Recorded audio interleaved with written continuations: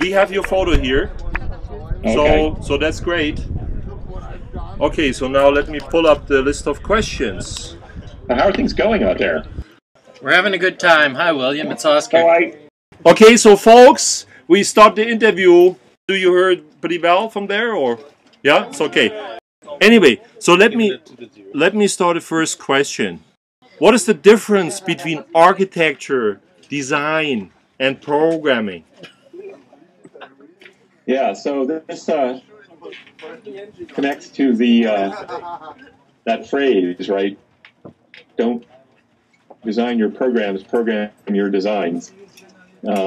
Really, because there's no architecture in that statement. Yes, and but architecture, lately I have been thinking of architecture as well, one way to say it, it's what you get when you put a bunch of programmers in a room and they figure out the strategy for how they're going to organize the system that they're trying to build. And the interesting thing about that kind of architecture is that it tends to be loaded into the programmer's brains, but it's not really written down anywhere explicitly. And then there have been some efforts to write architecture description languages and things like that. Yeah. But I haven't been very impressed with that. So one definition is architecture is the thing that is almost impossible to change once you've written the system. Sorry, I was just freaking out in joy about your answer, and that killed the bottle. What do you like about it? Because, I mean, nobody will believe me, but there was a talk today about architecture. Everyone will believe me. I tweeted about it. Okay, so it's documented. I sort of said the same. So we are interchangeable, exchangeable, whatever, on that question. So next question. If you were naming a big event, such as UPSLA, ICSI, SAC, WorldCom, well, if you were not allowed to name such a big event, what smaller event would you favor? Boy, that's a tough one. The thing that I have been having the most fun at lately in terms of events is the IFIP working group 2.16. Oh. Which was recently formed. It's the most recent of the working groups, and it is on language design. Wow. That didn't invite me. I mean, William, it's by invitation only.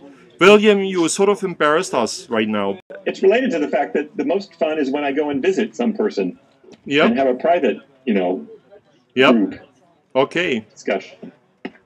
We will look up that working group and then see how we can connect.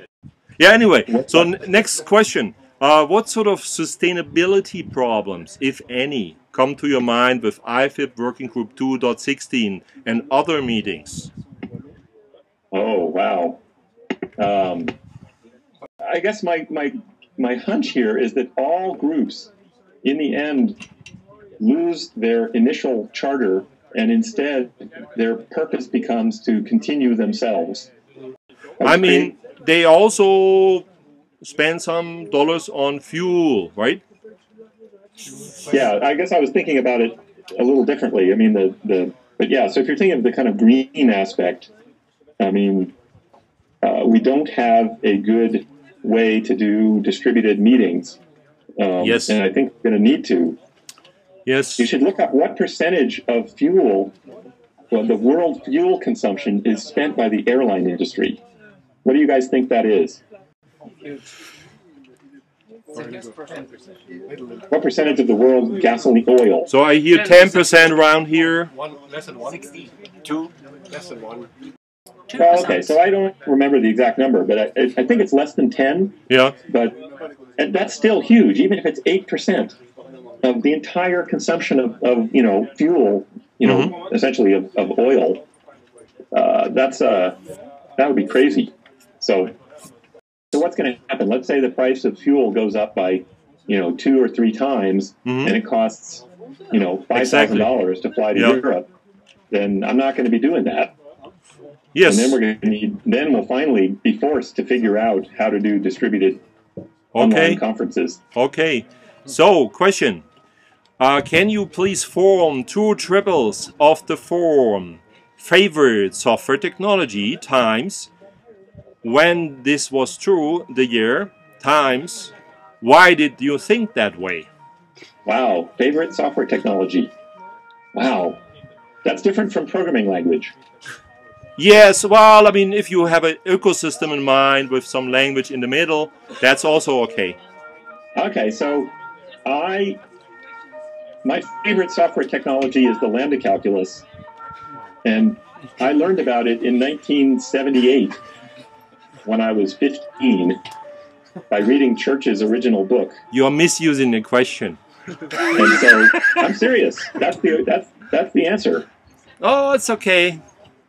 It's not, you know, I mean, obviously you have a different interpretation in mind right now for technology, software technology. It's okay. It's okay. Yeah, I understand. I mean, well, I mean, you know, Haskell in some sense is just an instantiation of that software technology. Yeah.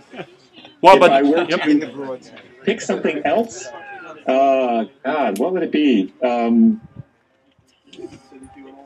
Yeah, yes. you know, it's a case of, unfortunately, we tend to like things because they're the least unpleasant. Well, that's okay. Right? That's okay. I would say LaTeX is one of my favorite software technologies, even though I can't stand it. Okay, so William, we really appreciate your time. So, last question: what is your favorite wine, and what do you What is my eat? favorite wine? What is your favorite wine, and what do you eat with it, and how do you like to socialize for that? I would have to say that my favorite wine is old vintages of Chateau d'Yquem Sauterne. Write it down. Write it down. Okay. And basically, if you get one that's really good, it's pretty much bottled sunlight.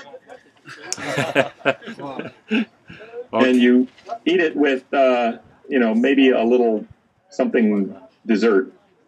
I don't eat cheese, so I wouldn't do that, but, you know. Okay.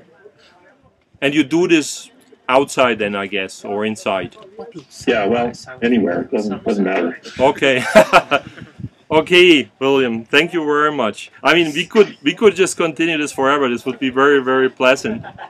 But in the interest of preserving the I have schedule. another question for you guys. Okay. I did this recently. Yes. Estimate how many hours in your life you have spent programming.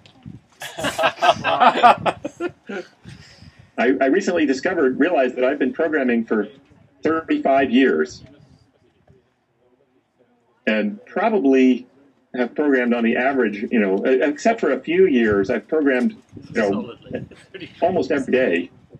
So it's pretty scary.